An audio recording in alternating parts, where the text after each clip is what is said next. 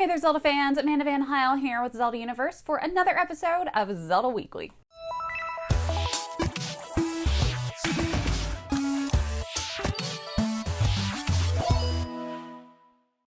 First Four Figures opened up pre-orders for their Lady Urbosa statue, and she is beautiful. The statue is 11 inches tall and stands on a Sheikah eye base that lights up. And if you order it by the 25th of this month, you can get the early bird pricing of $139.99. Shipments are scheduled to go out in Q1 of next year. So far, the Breath of the Wild characters that have First Four Figure statues are Link, Zelda, Mipha, and Revali. So very glad to see the best champion joining the lineup. It's November, which means Linktober is over, and we have our winner of the raffle. Congratulations to artist OutsetEmporium. You've got some really great artwork. My favorite is definitely the Vogue cover with Girahim on the front. I keep wanting to say Ghirardelli, like the chocolate.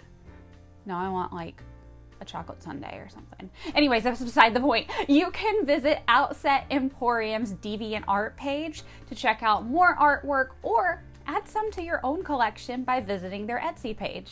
When I come across Zelda merch in the wild, I always like to show you guys, and so here are some neat finds from my Orlando trip from the weekend. Hey everybody, so anytime I'm at Epcot, which is at the Walt Disney World Resort, I always have to go over to the Mitsukoshi store, which is at the Japan Pavilion, and check out what kind of cool gaming things they have, specifically anything Zelda related. And yes, I know I sound awful right now. I just finished watching 2 Hanson concerts in a row, so I was screaming a lot. But that's okay because it's Hanson and I'm at Disney, so I'm happy. So here's some of the really cool things they have. First of all, they have a Link Wind Waker plushie. This one is bigger than the one I have that's on my mountain of plushies that I have on my couch behind me. There's also some of the Ocarina of Time and Four Swords Adventures manga. We've got Nintendo cartridge version of the Zelda encyclopedia, and this is beautiful. Also, there's just the regular version of the encyclopedia, the arts and artifacts. We've got a Zelda beanie and a Zelda mug. And finally, a Zelda lunchbox. I think this is actually my favorite. It's just really neat and it's cute. How much is it? It's like $35. Let me see if it's insulated. We'll look and see. It is insulated. Okay, so yeah, I guess it'd be worth it then. So that is the Zelda stuff. I'm gonna turn around and show you some more of just the Nintendo stuff in general. So we've got a mushroom. There is Kirby, he's my favorite. I love this one. And you know what? I'm counting this all as Zelda stuff because a lot of this is already in Link's Awakening. Here's Yoshi's egg. I'm going to pretend it's the Windfish egg. And what else have we got? Some Koopa shells, Bullet Bill.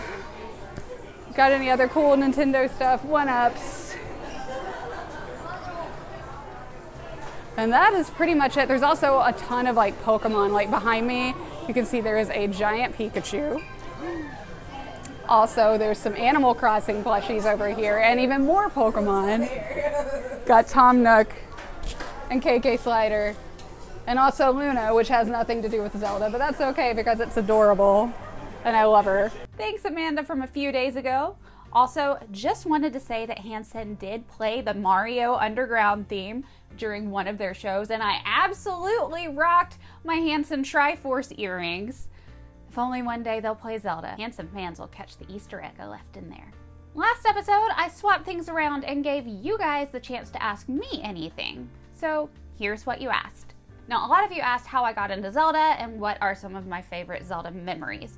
So I got into Zelda reading Nintendo Power magazine, and I was familiar with it, but I'd never played it until Ocarina of Time came out, and I was following the development of that in the magazine. And so then when I saw pre-orders were available, my dad took me to KB Toys, pre-ordered it, and then came back when it was available, got Ocarina of Time, fell in love with the series, and it just became an obsession ever since. I think my favorite to this day, though, is getting in trouble at school for reading like my Zelda book instead of like boring other stuff. Like, I'm sorry, I don't want to read Little Women. All right, so here is what you guys asked me. Jake the Snake says, what is your most anticipated idea, part, mystery of Tears of the Kingdom? Link and Zelda kissing. Dan Levile asks if a Zelda film or series should be made and if it should be live action, as some people want to see their favorite Zelda characters and locations in real life, but some feel it could ruin the franchise. What do you think? Okay, so that is a good question. I think if they did it live action, as long as they don't take it like too seriously, like I feel like if they went the Game of Thrones direction, it would just be like, that style is just so overdone at this point. Like, as long as they kept it vibrant, I think that would be cool. But honestly, I think I'd like to see it animated. I think there's so much more you could do with it as an animated series. All right, Toasty Toast asks, who is your favorite sage from Ocarina of Time? Oh, that's a good question. I'm gonna have to go with Nibiru, but Ruto is in close second because I gotta hand it up to her. She knows what she wants and she goes for it. Good for her. River Greystoke 2 asks, given the recent push for actual voice acting in the games, do you think Link should ever be given his own voice, or would you prefer he stay a silent protagonist? Okay, so the way I look at that is if it were like a series that you were watching or like you were reading or whatever, then yes, I think Link should have like his own voice and have like dialogue.